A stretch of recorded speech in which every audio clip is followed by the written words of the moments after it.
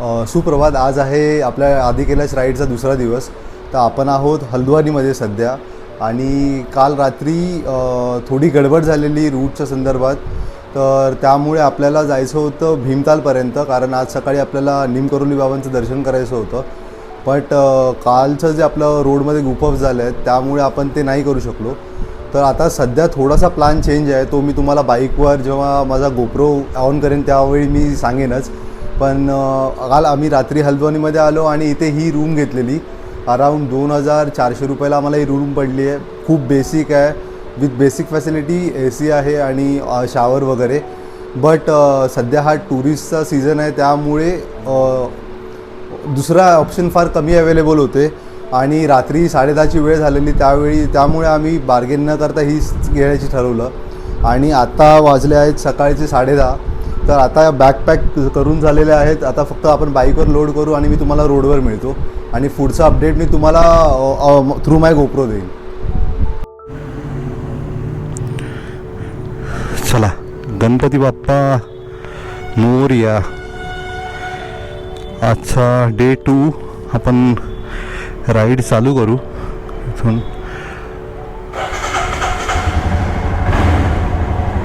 ही थोडी cold start करूया गाडी. तर जसं मी सांगितलं, काल आपली जी थोडी गडबड झाली आहे त्यामुळे आपण इथून आता आपण पहिलं ट्रॅव्हल करू आणि धारचूला, पिथोरागड किंवा धारचूलाला पोहोचण्याचा प्रयत्न करूया. कारण आता वाजले सकाळचे 11 आणि कैचीधाम आणि जागेश्वरकडून जो रस्ता जातो तो आता ह्या टाईमला 3-4 तासाचं ट्रॅफिक दाखवतो आहे. तर ते अवॉइड करण्यासाठी आपण मागे एक 30-40 किलोमीटर जाऊ, हायवे पकडू आणि हायवे टू हायवे ट्रॅव्हल करू पिथोरागडसाठी वाया टणकपूर मार्गे. कारण तो 4 लेन आहे ज्याने आपण काल आलेलो, त्याने आपलं थोडा ट्रॅव्हल टाईम फास्ट होईल आणि आपण लवकरात लवकर तिकडे पोहोचण्याचा प्रयत्न करतो आहे. ते बहुतेक आपलं टार्गेट आजचं सक्सेसफुल होईल. तर चला.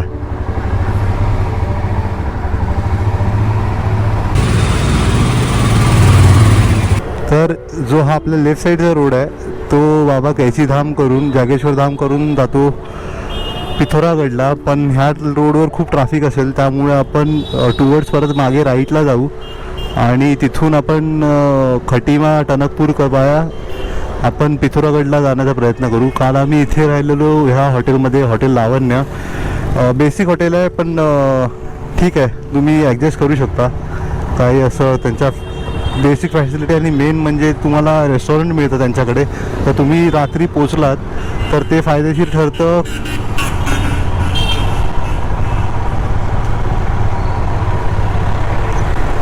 की तुम्ही ऑर्डर देऊ शकता, जेवणाचा प्रश्न उद्भवत नाही. कारण जर एखाद्या हॉटेलमध्ये जर त्यांचं रेस्टॉरंट नसेल तर मग बाहेरून ऑर्डर करावं लागतं किंवा परत तुम्हाला ट्रॅव्हल करावं लागतं जेवणासाठी. तर तो प्रश्न इकडे वाचतो. हे हल्द्वानीमधून बाहेर पडताना सध्या गुगल मॅप दाखवतो आहे तो हा मार्केटमधून रस्ता दाखवतो आहे. हा एकदा रस्ता पार केला की आपण पिथोरागड टणकपूर हायवेवर बाहेर पडू.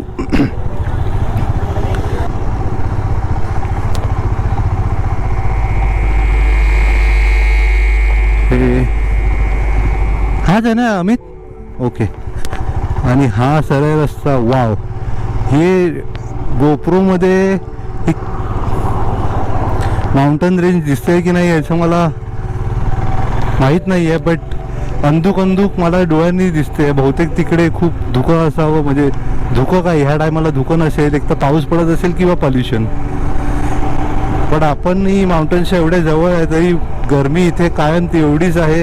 म्हणजे थोडी तुम्ही म्हणाल तर दिल्लीपेक्षा कमी आहे, पण ही गरमी आणि मुंबईची गरमी मी सेम फील करू शकतो.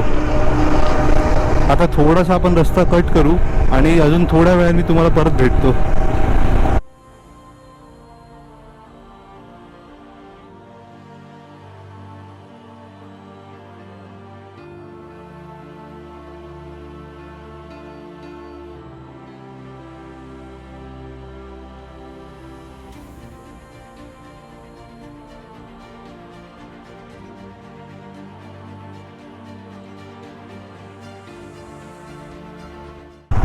आणि हा थोडासा जंगल रोड परत.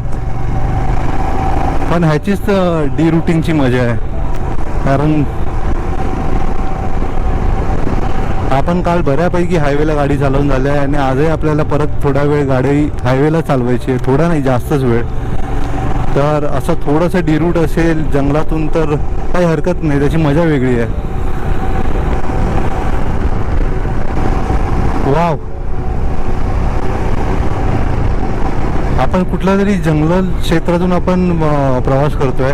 कारण मागे एक मी वन्यजीवांचा बोर्ड बघितलेला आणि एक काळ होता जेव्हा मुंबई गोवा महामार्ग NH17 हा ह्याहून जास्त डेन्स होता. अराउंड 3 आउट ऑफ 500 किलोमीटर्स कमीत कमी 300 किलोमीटर हा असा मार्ग होता. आणि आता फक्त चौपदरीकरण झालं आहे आणि त्या रस्त्याची जी मजा होती ती निघून गेली आहे. हे मान्य आहे की त्यावेळी ॲक्सिडेंट्स पण होत होते, बट विकास कुठल्या गोष्टीसाठी केला पाहिजे आणि किती केला पाहिजे ह्यावरही आपलं लक्ष असलं पाहिजे. कारण आज तिथे जर तुम्हाला कुठे थांबायचं असेल NH17ला तर तुम्हाला एक झाडही सापडत नाही. आणि तेच शोधायला आपण एवढ्या लांबून एवढ्या दूरवरून महाराष्ट्रातून इथे प्रवास करतो ह्या निसर्गासाठीच. तर ह्याचीही दखल आपण घेतली पाहिजे. पण सध्याचा फील आहे हा जाम भारी आहे. कारण भलेही वरून सूर्य महाराज आपली आग ओकत आहेत तरी इथे एवढं गरम नाही आहे. दमट निश्चित असेल कारण इकडे झाडं तेवढी आहेत, बट आपण ट्रॅव्हल करत असल्यामुळे सर्टन स्पीडला त्याचा गरमी जाणवत नाही.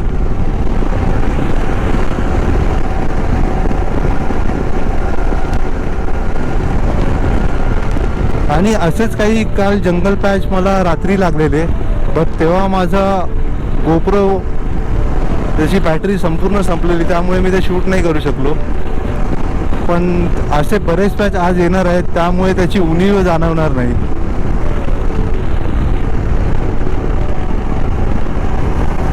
आता एक समोर मला वन्य प्राण्यांचा बोर्ड दिसतोय. हा पावसात संपूर्ण रस्ता पाण्याखाली जात असावा मित्रांनो.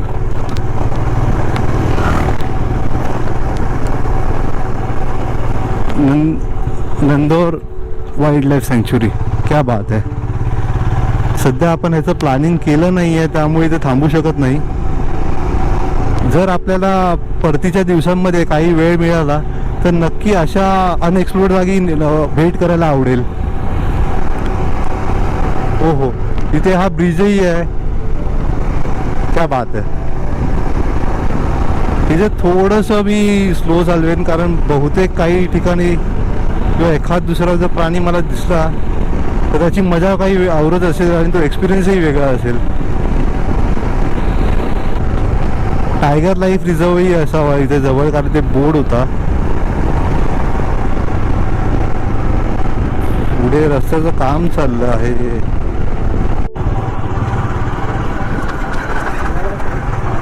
ओके, हे सध्या आपण नदीच्या पात्रामध्ये आहोत. इथे पाणी नाही आहे त्यामुळे हे आपल्याला फिजिबल होतं इथून ट्रॅव्हल करणं. नाही तर मुख्य रस्ता हा वरचा आपण जो ब्रिज पाहतोय तो आहे.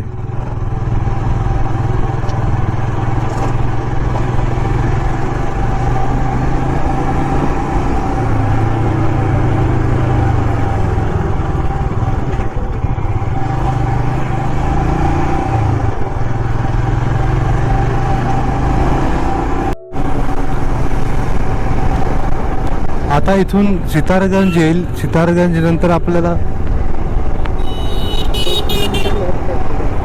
ओके 1 किलोमीटर नंतर लेफ्ट घ्यायचं आहे आणि तिथून मग पुढे सितारगंज. हे पूर्ण सितारगंजच आहे, हे थोडं आउटर असेल. आणि 1 किलोमीटर नंतर आपल्याला लेफ्ट घेऊन खटिमाच्या दिशेने प्रवास करायचा आहे. हे संपूर्ण मार्केट सितारगंजमध्ये आहे, सितारगंज शाखा. आणि अशी अजून बरीच गावं आपल्याला लागतील छोटी मोठी. हा लेफ्ट आहे ना, हा लेफ्ट घेऊन आपल्याला जायचं आहे खटिमा रोडला. मी विचार करतो थोडं आउटस्कर्ट्समध्ये ब्रेक घेऊ.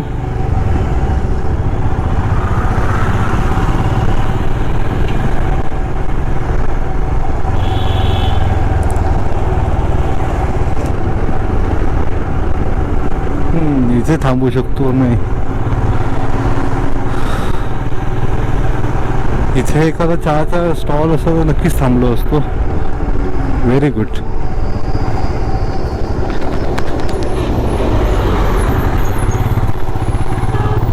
अशा गावातल्या आतील रोडवर किंवा काही वेळा हायवेवर बरेच महाभाग तुम्हाला भेटतात, पण त्यांचं तुम्ही काही करू शकत नाही. व खटिमा 28.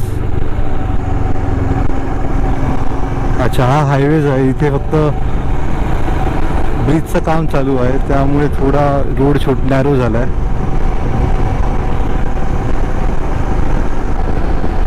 आपण सितारगंजमधून ह्या खटिमा रोडवर आलो आहे.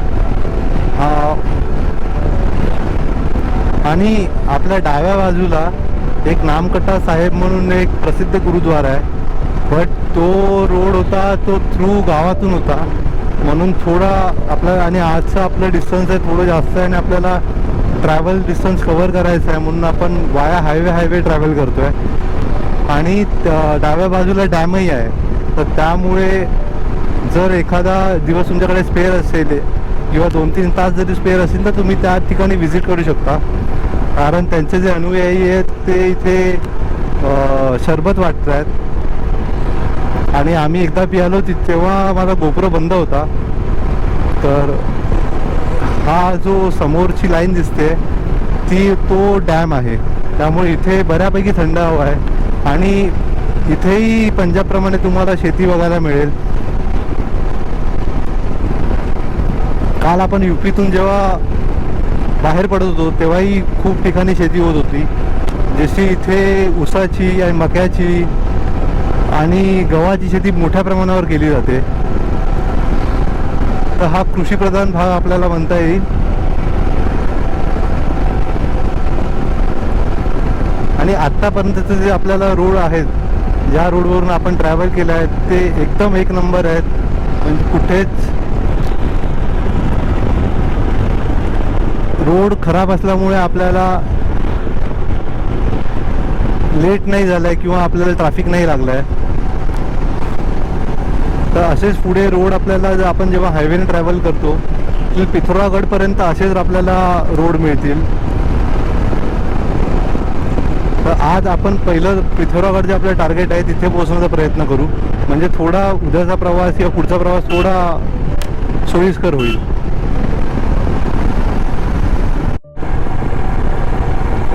आता आपण इथे आपल्याला खटिमा बायपास रोड येईल. हा ना, सरळ जो रस्ता गेला तो बहुतेक गावात जात असेल, तर आपण लेफ्ट घेऊन हा खटिमा बायपास रोडला आलो आहे. आणि इथून हे अंदाजे 5 किलोमीटरवर खटिमा आहे. वेळ झाली आहे दुपारचे 1:30. तर अजून अर्ध्या पाऊण तासाने माझा विचार आहे की 2-2:15 पर्यंत आपण जेवणासाठी थांबू, थोडं रिलॅक्स करू आणि 3 वाजता पुढची जर्नी सुरू करू, म्हणजे ॲम्पल रेस्टही मिळेल, जेवणही घेऊ, म्हणजे पुढच्या प्रवासासाठी आपल्याला एक्झर्शन येणार नाही.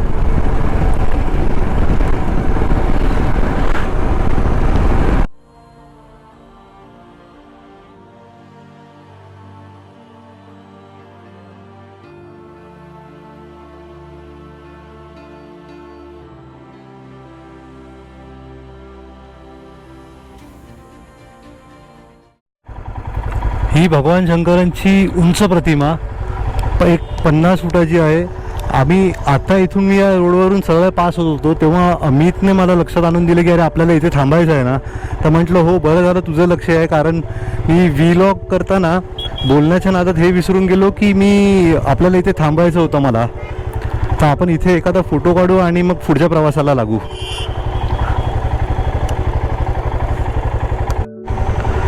भगवान महादेवांचा आशीर्वाद घेऊन आपण पुढच्या प्रवासाला निघूया.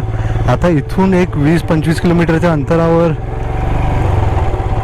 आपण जेवणासाठी थांबू, कारण जे फोन्स आहेत तेही कंटिन्युअस मॅप चालू आहेत किंवा त्यावर रील फुटेज घेतो आहे, त्यामुळे तेही ओव्हरहीट झाले आहेत. आणि आता जेव्हा कॅमेरा चालू केलेला तर कॉन्स्टंट त्याचं नोटिफिकेशन येतं आहे phone needs to be cool down. आणि बाईकही बऱ्यापैकी गरम झाली आहे, कारण आता इथे आम्ही टेम्परेचर चेक केलं तर 37 डिग्री आहे. तर आता गाडीला आम्हाला आणि आमच्या गॅजेट्सला सर्वांना थोडं कूलडाऊन होण्याची गरज आहे. तर एखादा शांत स्पॉट पकडू, तिकडे थोडं फ्रेश होऊया, खाऊया आणि मग पुढच्या प्रवासाला लागू. चंपावत आहे 76, टणकपूर 0.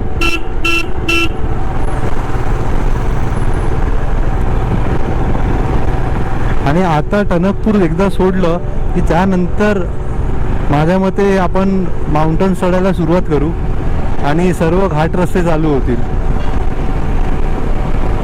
आणि मग आपला जो आनंद आहे हा द्विगुणित होईल नक्कीच.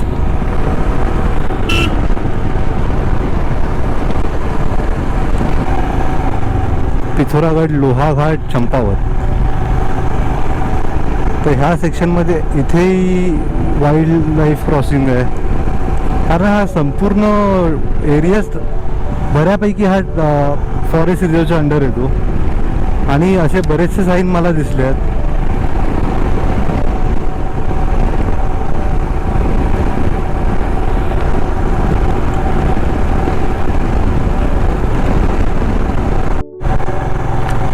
आणि इथे घाट रस्ते सुरू झाले आहेत.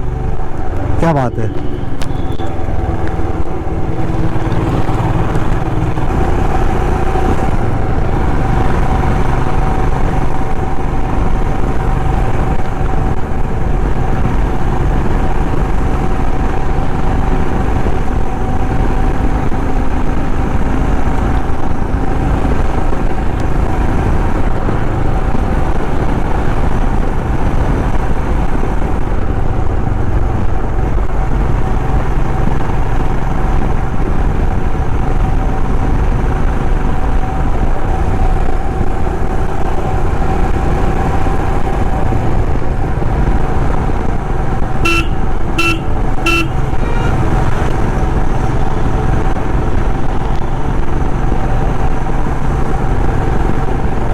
इथे एकदा विचारून बघू जर आपल्याला काही जेवायला मिळाला तर.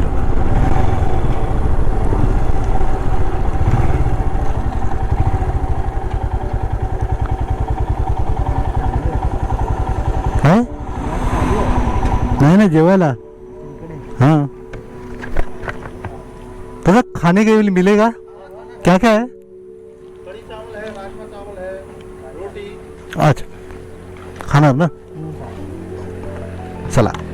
आपण आता येऊन पोचलो आहोत बस्तियामध्ये आणि इथून पिथोरागड आहे अंदाजे 3-3.5 किलोमीटर, म्हणजे 3-3.5 तासावर. तर आता आपण आधी जेवून घेऊ आणि थोडं रिफ्रेश होऊ आणि मग आपण पुढच्या प्रवासाला लागू. आणि इथे एक जेव्हा आम्ही बस्तिया म्हणजे एंटर केलं तर आधी स्टार्टिंगला आम्हाला एक ढाबा मिळाला जसं चढण चालू झालं तेव्हाच. तर म्हटलं आधी आपण हा राईट टाईम आहे, आता वाजले दुपारचे 2:30, तर ते आधी आपण जेवून घेऊ आणि त्यानंतर मग आपण आपला पुढचा प्रवास करू. तर इथून आता नुकतंच आपण जेवून निघतोय. आपल्याला 3:30 वाजता निघायचं होतं, आता वाजले 3:55. तर आता आपण नॉनस्टॉप थोडा एक 40-50 किलोमीटर चालवण्याचा प्रयत्न करूया आणि मग थोडासा एक छोटा ब्रेक घेऊ म्हणजे आपण डिस्टन्सही कव्हर करू शकू.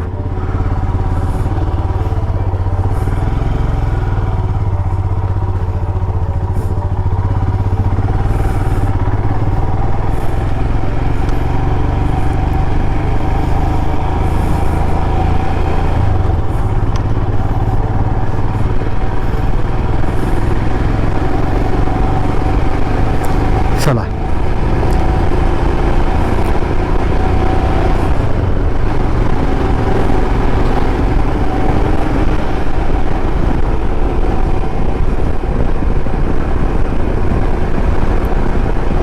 आता हे सर्व ट्रॅव्हलर्स जे रिटर्न येताना दिसत आहेत हे आपली आधी कैलाश यात्रा पूर्ण करून येत आहेत आणि आपण चाललोय यात्रेवर. आणि आता इथून पुढे जेवढे काही टप्पे येतील ते एकदम घनदाट जंगलांमध्ये आणि एकदम थंड वातावरणात येणार आहे. त्यामुळे जी मजा आहे आणि जी उत्सुकता आहे ती खूप आहे.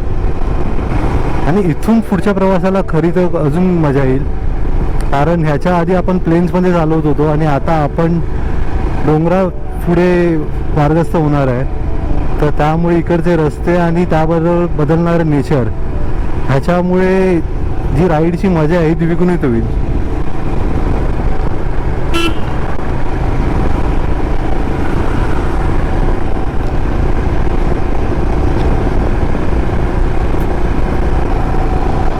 आणि हे आपण जसं माउंटेन वर चढत जाऊ, आता इथूनच खाली आपल्याला टणकपूर आणि जवळपास याचे एरिया दिसत आहेत. आणि आपण हे 10-15 मिनिटातच हे ह्या हाईटला पोचलो आहे की आता जे संपूर्ण गाव खाली वसलेलं आहे ते आता एका काडीपेटीप्रमाणे छोट्या छोट्या आकाराचे दिसत आहेत. म्हणजे हे हिल्स आहेत, हे शार्प रायझन हिल्स आहेत. म्हणजे आता वाजले आहेत 4:08 आणि आपण जेव्हा बस्तियामधून निघालेलो तेव्हा आपण 4 वाजता निघालेलो, 4 किंवा 3:55. तर 15 मिनिटातच आपण खूप चांगला अंतर कट करून खूप वरच्या पॉईंटपर्यंत पोचलो आहे. मागे एक व्ह्यू पॉईंट होता ज्याची मला आयडिया नव्हती, त्यामुळे तो मला दाखवता नाही आला. बट जो व्ह्यू होता मगासचा तो तसाच तिथून दिसत असेल अशी माझी अपेक्षा आहे. तर बस्तियापासून जे चंपावत आहे त्याचं डिस्टन्स होतं 64 किलोमीटर आणि पिथोरागड होतो 140 किलोमीटर्स. तर सध्या तरी माझा प्लॅन आहे की इथून आपण आधी नॉनस्टॉप चंपावतला पोहोचण्याचा प्रयत्न करू. एखादा ब्रेक लागलाच ते एखादा 5-10 मिनटाचा ब्रेक घेऊ, म्हणजे पुढचं अंतर पार करणं हे थोडं सोपं होईल. आता 4-4:15 झाले आहेत, तर माझा प्लॅन आहे की 7:30पर्यंत लाईटमध्येच आपण पिथोरागडला पोचलो पाहिजे. बाकी श्रींची इच्छा, बघू पुढे कसं होत आहे.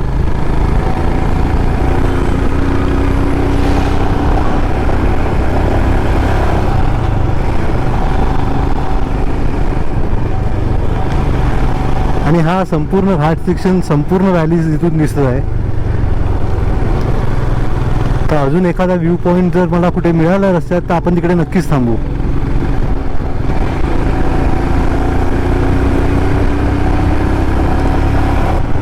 इथे खाली मुलंही मला खेळताना दिसत आहेत नदीमध्ये, जिथे पाणी आहे. काल 2 दिवसापासून आपण उत्तराखंडमध्ये आहे आणि हे पहिलं नदीचं पात्र आहे जिकडे मला पाणी बघायला मिळालं आहे. आणि जिथे धाब्यावर आपण जेवायला थांबलेलो तेही दादा तेच सांगत होते की हा पहिला त्यांचा मान्सून आहे जो अजूनही, म्हणजे आज जवळजवळ जुलै चालू होईल तरी इथे पावसाने दखल नाही दिली आहे.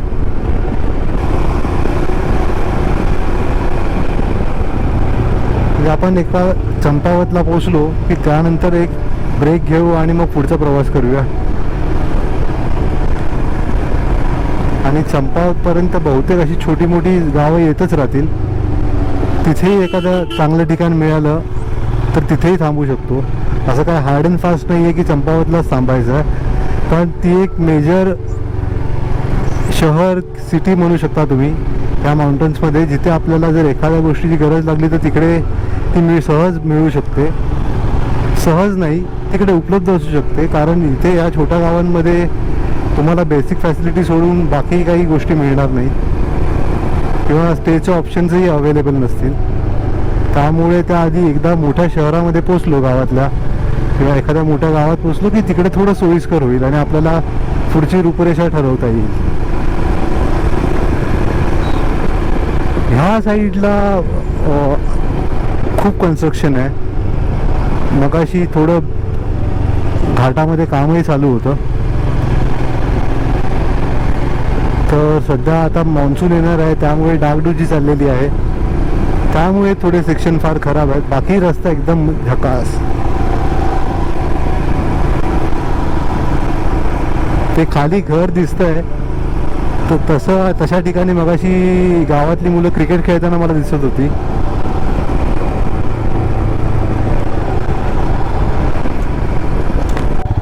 रोडच्या ह्या सेक्शनमध्ये आणि मागच्या काही सेक्शनपासून रोडचं इथे बरंच काम चाललं आहे. इथे लँडस्लाईड झाली आहे बऱ्याच ठिकाणी.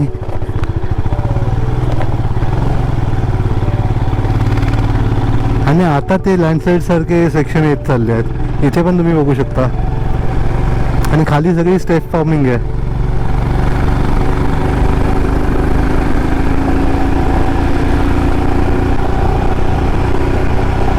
ही समोरची साईड आहे तिथेही लँडस्लाईड झोन आहे तो. आणि त्यासाठी हिमाचल आणि उत्तराखंड हे मान्सूनमध्ये सेफ नाही मानलं जात, कारण इथे लँडस्लाईड कधी येऊ शकते. ज्याप्रमाणे इकडे खोदकाम चालू आहे, इथे टनल्सचं काम चालू आहे, रोडचं काम चालू आहे, त्यामुळे तो डोंगर पोखरला जातो आणि मग तो कमकुवत होतो. आणि हे कम्पेअर्ड टू आपले महाराष्ट्राकडे आपण जे डोंगर रांगा बघतो त्यापेक्षा ह्या खूप नवीन आहेत. त्यामुळे आपल्या इथे सहसा लँडस्लाईडचे न्यूज आपण ऐकत नाही, पण इथे हे क्वाईट फ्रिक्वेंट आहे आणि मानवी विकास ह्याचा मूळ आपण बोलू शकतो. कारण इथे तुम्ही कुठेही बघू शकता तर प्रत्येक पहाडाच्या एजला लँडस्लाईडचं चिन्ह तुम्हाला दिसत असेल. एकतर गव्हर्नमेंट ती होऊ नये म्हणून स्वतः तोडते, किंवा काही ठिकाणी हे सुंदर ठिकाणी मंदिर वसलेलं आहे. पण तरी तुम्ही मान्सूनमध्ये ट्रॅव्हल या साईडला करणार असाल तर 1 ते 2 दिवस तुमच्याकडे एक्स्ट्रा ठेवा, कारण जर एखादा रोड बंद झाला तर तो कधी सुरू होईल ह्याचं तुम्ही सांगू शकत नाही. आणि 1 ते 2 दिवस रोड बंद राहणं हे खूप कॉमन आहे माउंटन्समध्ये मान्सूनच्या टाईमला. आता इथून चंपावत असेल अराउंड 25 किलोमीटर्स.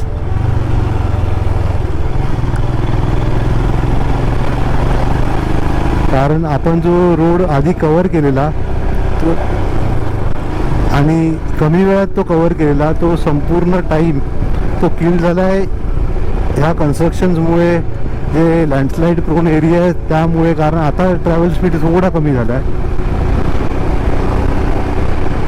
तर जे सेक्शन मला चांगले मिळत आहेत त्यावर मी थोडीशी 50-60च्या स्पीडने गाडी चालवून ते कव्हर करण्याचा तो ट्रॅव्हल टाईम प्रयत्न करतो आहे. Let's see. पण इकडची ब्युटी इज नेक्स्ट लेवल.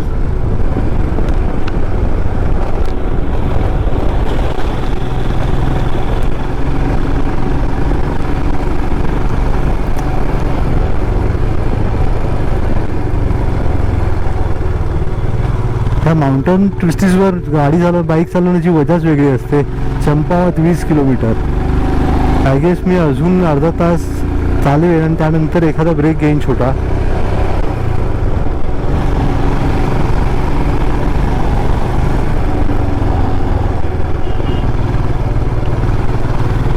मी एक चायवाला शोधतो. एखादा चायवाला जर चांगल्या स्पॉटला मिळाला तर मग 20 किलोमीटरच्या आधी थांबू शकेन, पण अशा गावात सध्या थांबण्याची तर इच्छा नाही आहे.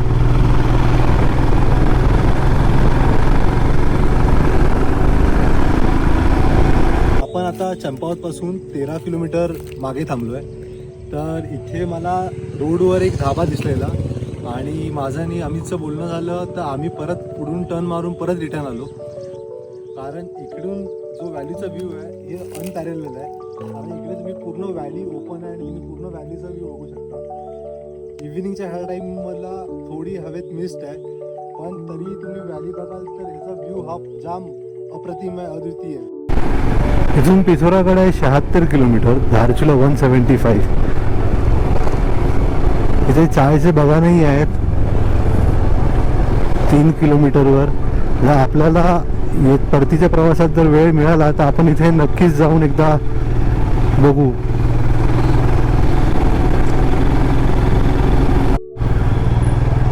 आता आपण येऊन पोहोचलो आहे ते चंपावतमध्ये. इथून पिथोरागड 76 जिथे आपल्याला आज पोचायचं आहे.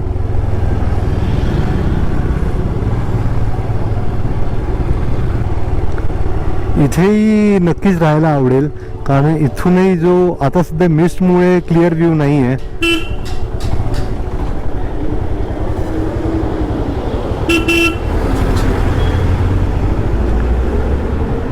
जे आपल्याला थोडेफार सेक्शन असे मिळतील. आता तुम्ही उजव्या बाजूस बघू शकता की डोंगराच्या वरपर्यंत लोकांनी आपली घरं बांधलेली आहे, बट तरी जो व्ह्यू आहे त्याची सुंदरता कुठेच कमी नाही आहे.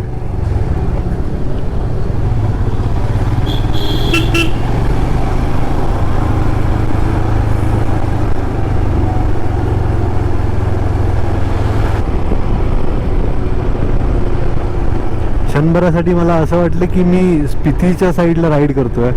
जे नारकंडाच्या पुढे जो रोड आहे टुवर्ड स्पिती, तो देखील अशाच प्रकारचा आहे.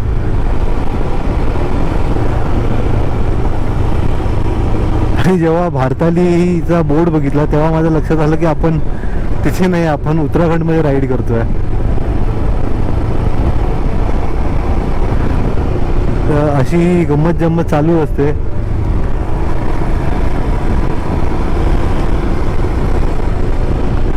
आता इथून पिथोरागड राहिलं आहे 46.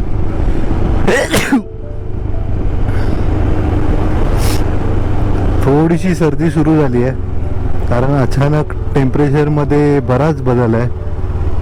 आणि इथूनही पिथोरागडमध्ये जेव्हा आपण पोचू तिथे अजून थंड असेल वातावरण. तो मून किती ब्युटिफुल दिसतोय टावरच्या वर. नाईस.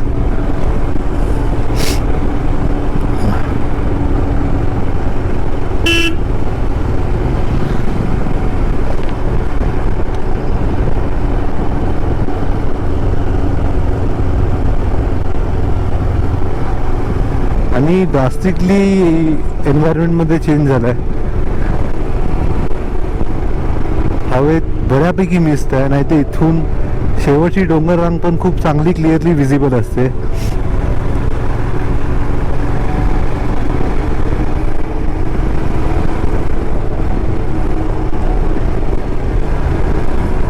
एकंदरीत ही पिंकी स्कायलाईन, हे ग्रीन माउंटन्स बघून खूप मजा येते.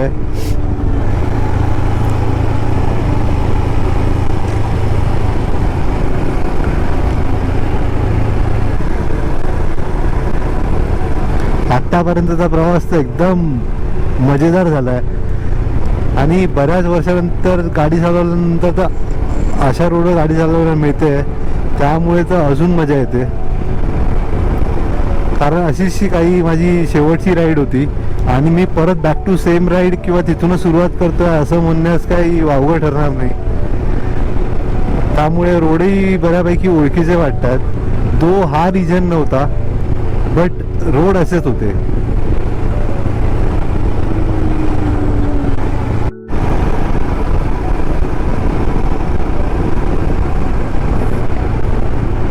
हा एकदम मस्त पूल बांधलाय लोखंडी, बहुतेक हा नवीन असावा. तिथे आपल्याला जायचं आहे की नाही याची आयडिया नाही आहे. हा पुढे धारचूला पिथोरागड, येस आपल्याला ह्याच पुलावरून जायचं आहे. आणि इथून पिथोरागड आहे 29 किलोमीटर.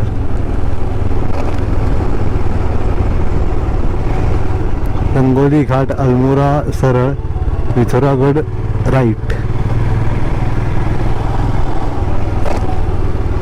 जर आपण थोड्या टाईम आधी पोचलो असतो तर ह्याचा पूर्ण व्ह्यू आपल्याला बघायला मिळाला असता, पण काही हरकत नाही. आपल्याला परत इथूनच यायचं आहे, त्यामुळे हा नक्कीच आपल्याला परत बघायला मिळेल.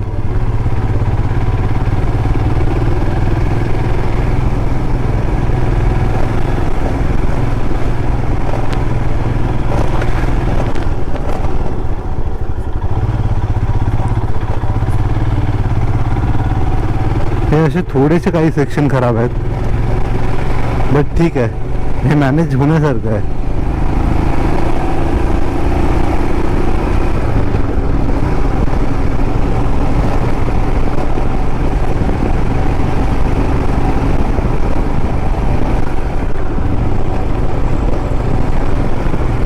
पिथोरागड 28, मुंगशियारी 156, धारचूला 120.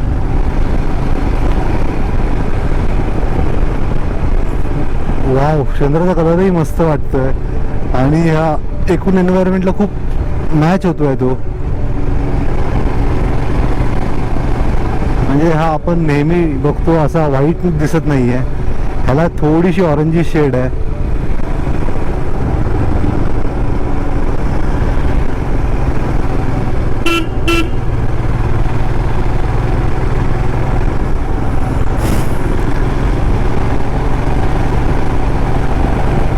30 किलोमीटर म्हणजे साधारण एक पाऊण तास किंवा 1 तास मॅक्झिमम आपल्याला लागला पाहिजे पिथोरागडला पोचायला. आणि आता वाजले आहेत 7:30, तर 7:15 8:30पर्यंत आपण पोचू. Yes, exactly 7:33. आणि आज रूमही पहिलाच बुक केला आहे, त्यामुळे कालसारखं शोधाशोध करण्याची गरज नाही आहे. आज डिरेक्ट आपल्याला रूमवर जायचं आणि फ्रेश व्हायचं आहे.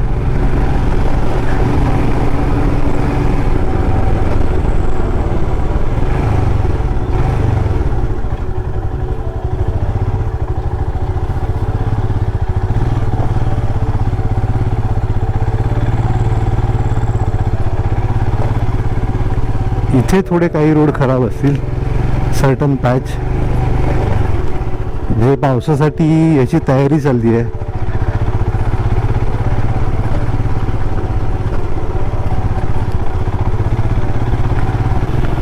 पिथोरागड 4, धारचुला 96, जे आपण उद्या त्याचा प्रवास करणार आहोत. आणि मग पुढे गुंजी.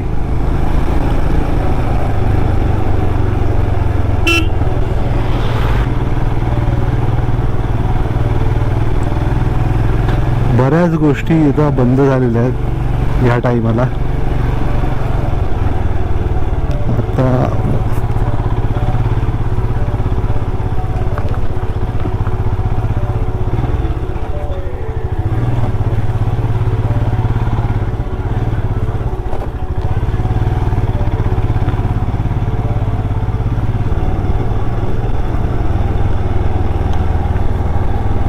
आता वाजले 8:15, म्हणजे आज आपण बऱ्यापैकी वेळेत पोचलो आहे. थोडा अर्धा 1 तासाचा ट्रॅव्हल टाईम वाढला, पण ठीक आहे.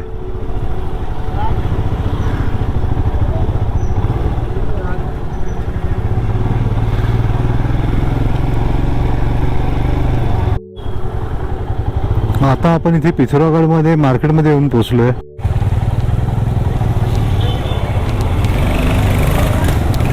आपल्याला दादा भेटले ते हॉटेलपर्यंत पोहोचून होणार आहे, मेन चौकापर्यंत. तिथून डायरेक्ट स्ट्रेट रोड आहे, कारण बरेच रस्ते दाखवतो त्या हॉटेलपर्यंत पोहोचण्यासाठी, पण खूप स्टीप चढण आहे. हे आपण अजून एका चौकात चढून आली होती.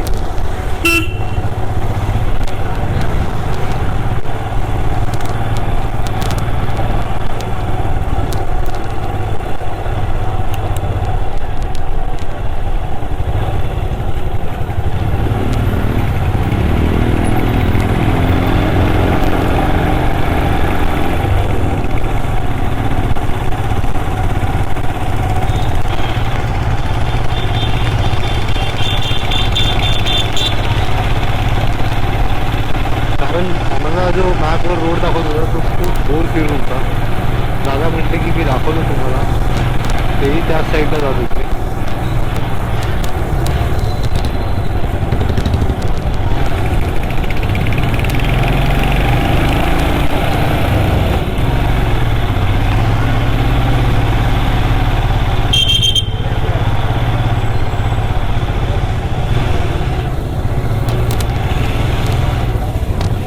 अच्छा, ओके,